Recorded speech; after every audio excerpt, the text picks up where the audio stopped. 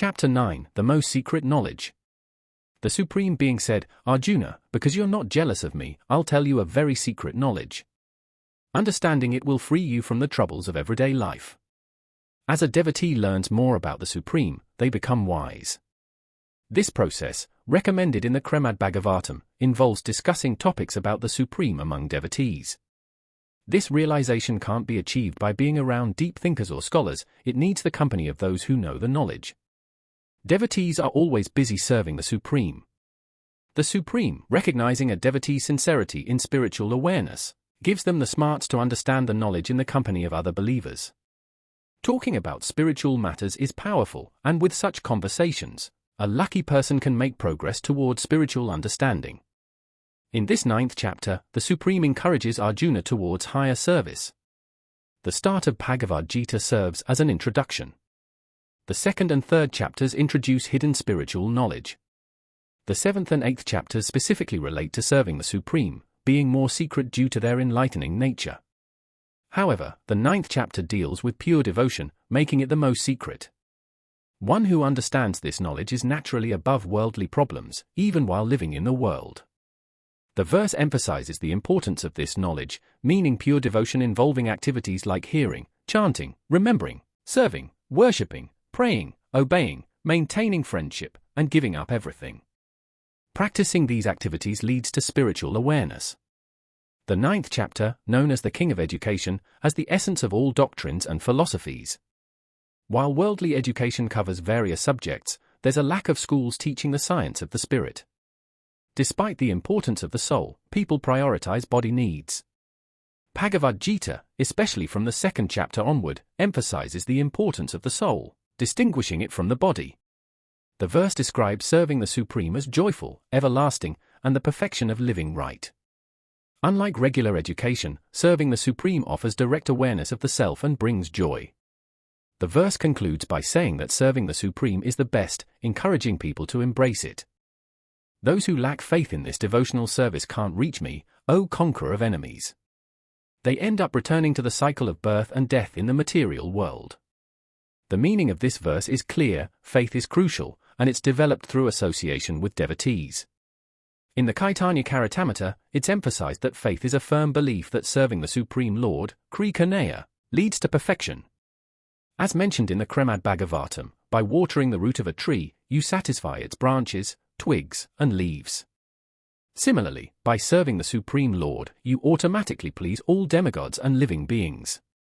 Therefore, after reading Bhagavad Gita, one should conclude that giving up all other engagements for the service of the Supreme Lord, Kanaya, is the path to follow.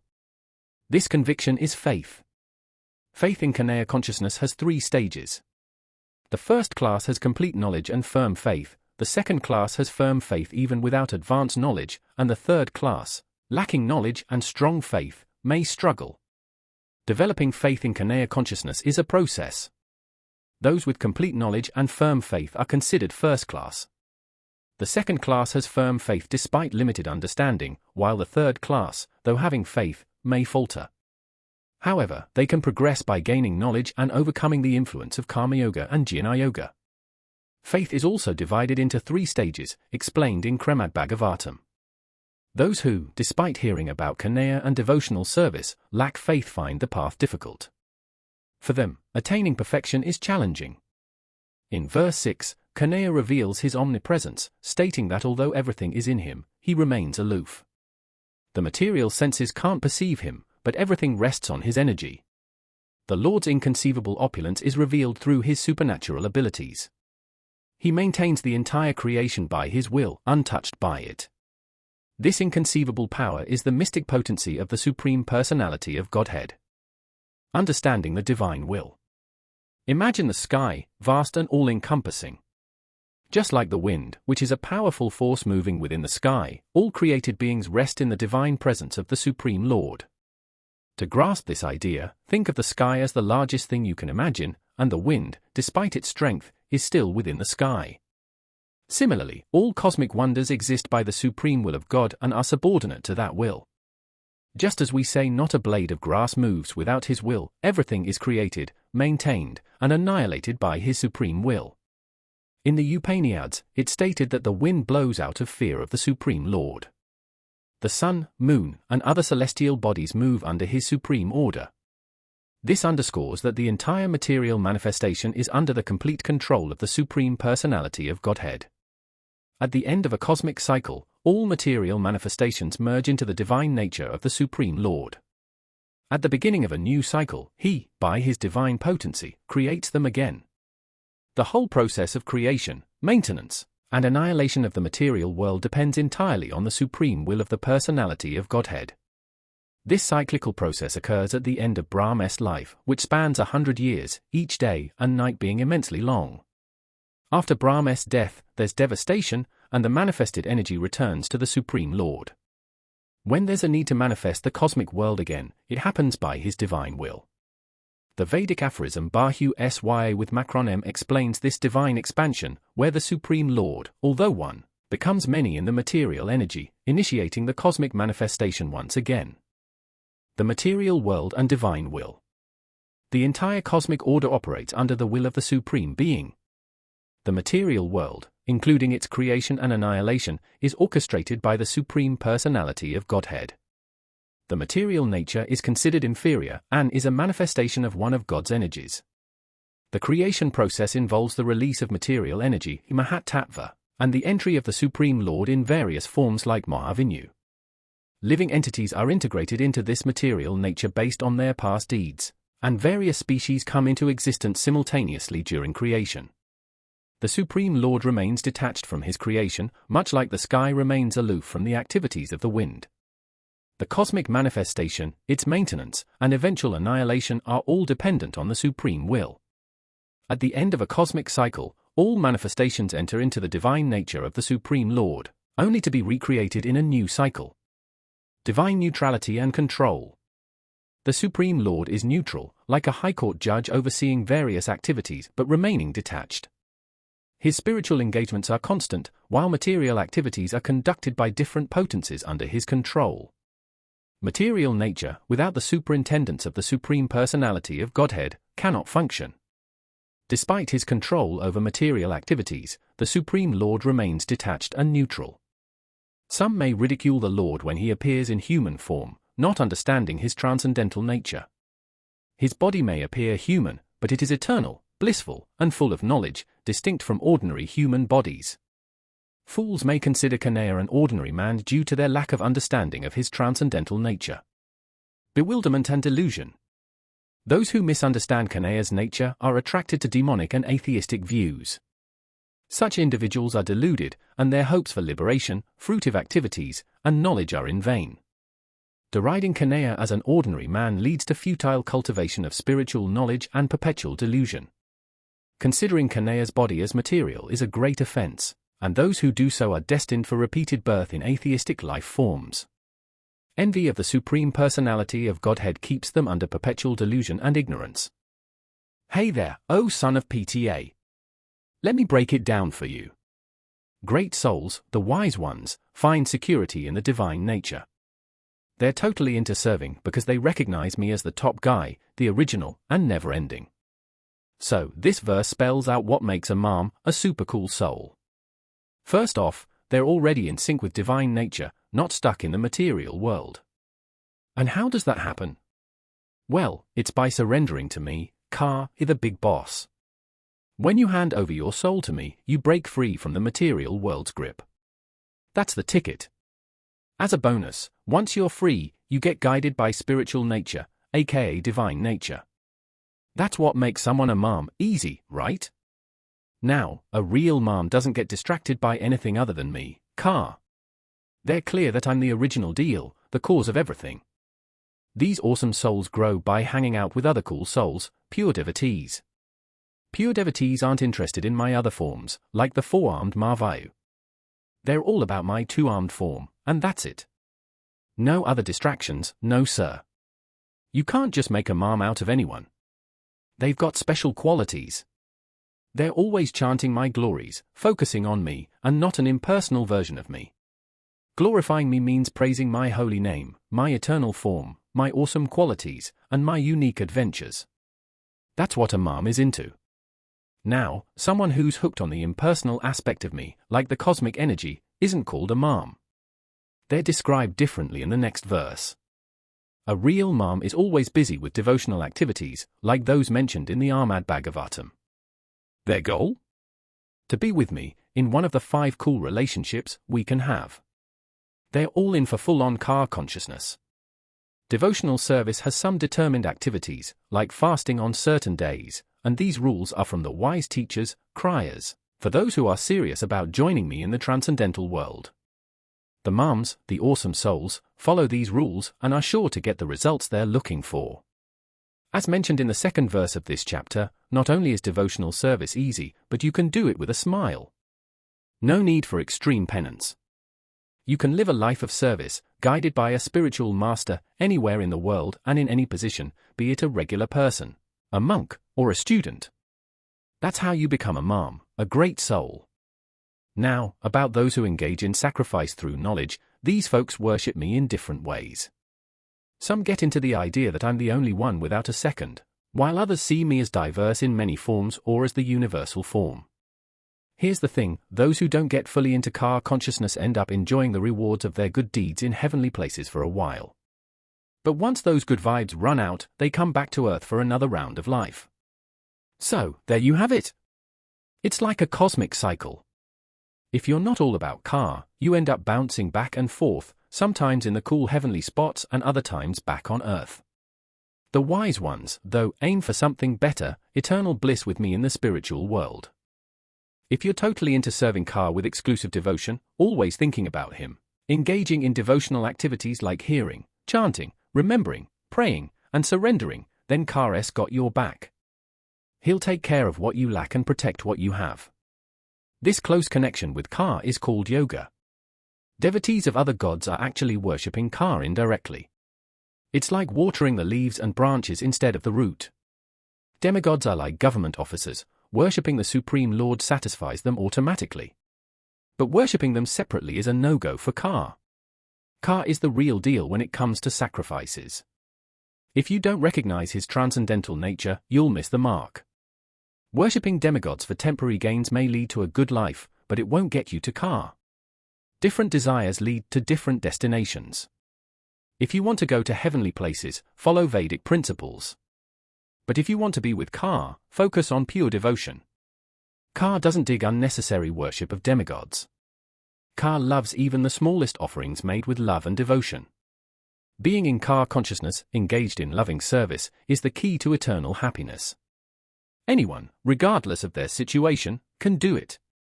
Ka doesn't need anything, but he accepts offerings from pure devotees out of love.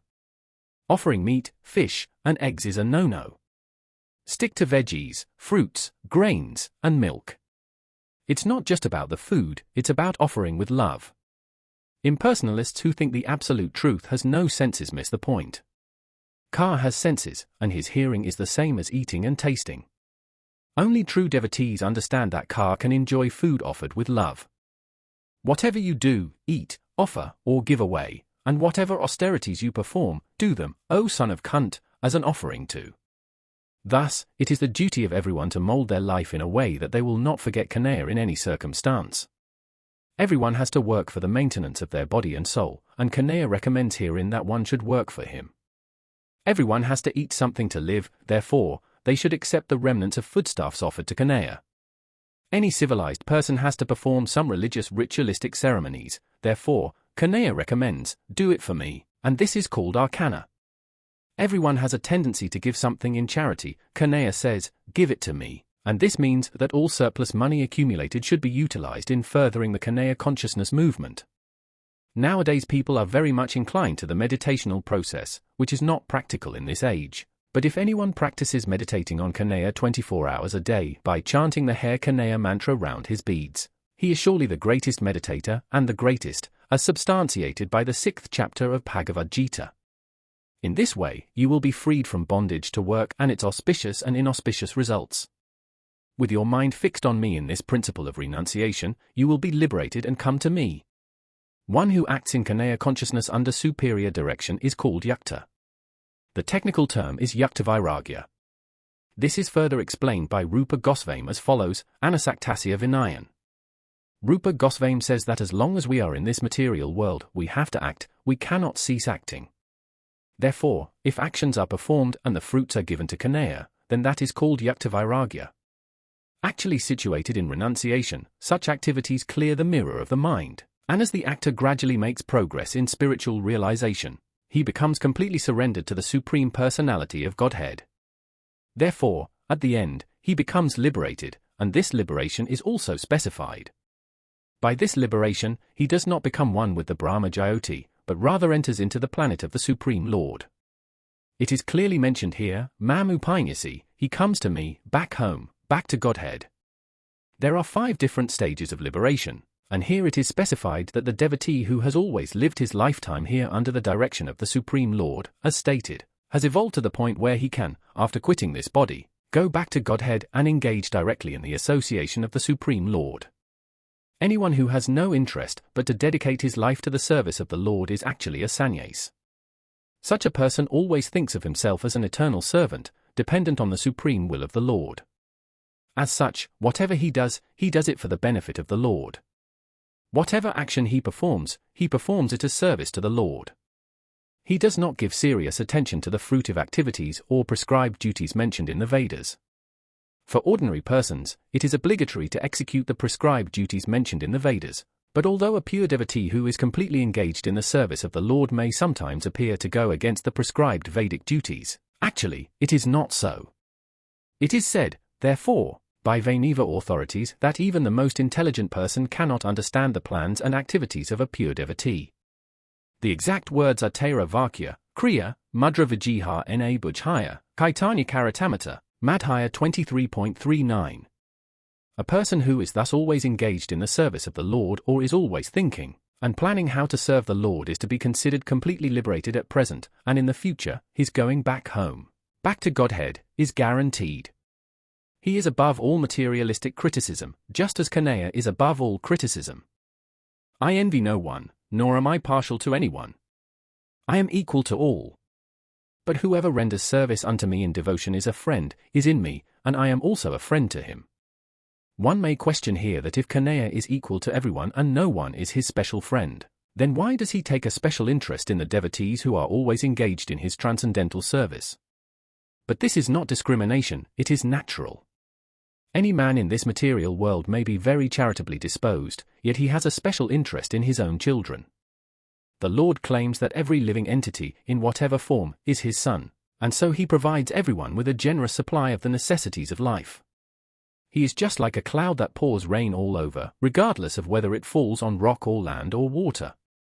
But for his devotees, he gives specific attention. Such devotees are mentioned here, they are always in Kanaya consciousness, and therefore, they are always transcendentally situated in Kanaya. The very phrase of Kanaya consciousness suggests that those who are in such consciousness are living transcendentalists, situated in him. The Lord says here distinctly, "Me, they are in me." Naturally, as a result, the Lord is also in them. This is reciprocal. This also explains the words Ye yatha ma prapadayanti tas tathiva bhajamiham, whoever surrenders unto me, proportionately I take care of him. This transcendental reciprocation exists because both the Lord and the devotee are conscious. When a diamond is set in a golden ring, it looks very nice. The gold is glorified, and at the same time, the diamond is glorified. The Lord and the living entity eternally glitter, and when a living entity becomes inclined to the service of the Supreme Lord, he looks like gold. The Lord is a diamond, and so this combination is very nice. Living entities in a pure state are called devotees. The Supreme Lord becomes the devotee of his devotees. If a reciprocal relationship is not present between the devotee and the Lord, then there is no personalist philosophy. In the impersonal philosophy, there is no reciprocation between the Supreme and the living entity, but in the personalist philosophy, there is. The example is often given that the Lord is like a desire tree, and whatever one wants from this desire tree, the Lord supplies. But here the explanation is more complete. The Lord is here stated to be partial to the devotees. This is the manifestation of the Lord's special mercy to the devotees. The Lord's reciprocation should not be considered under the law of karma. It belongs to the transcendental situation in which the Lord and his devotees function. Devotional service to the Lord is not an activity of this material world, it is part of the spiritual world, where eternity, bliss, and knowledge predominate. The passage emphasizes that devotion to God is so powerful that even if someone, despite being devoted, makes a mistake, they should not be criticized. When a person is spiritually conscious and engaged in the service of God, their activities are considered transcendental. In the material world, there might be occasional lapses, but a devoted person is purified by the Lord and not disqualified for such mistakes. The passage highlights that a devotee, even if they appear to fall socially or politically, should not be ridiculed. Such occasional missteps are rectified, and perfection in spiritual activities depends on progressive realization of Krishna consciousness. Devotional service is described as always successful, and occasional fall-downs are temporary. Furthermore, the text explains that there is no discrimination in devotional service based on one's background or birth. Anyone, regardless of their social status, can attain the supreme destination through sincere devotion to God. The passage encourages a focus on Krishna consciousness, stating that continuous chanting and devotion will protect a person from material contamination and fall-downs. In essence, the key message is to be understanding and supportive of devoted individuals, as occasional mistakes do not diminish their saintly nature. Devotion to God is a powerful force that can purify and uplift anyone, regardless of their past or social status.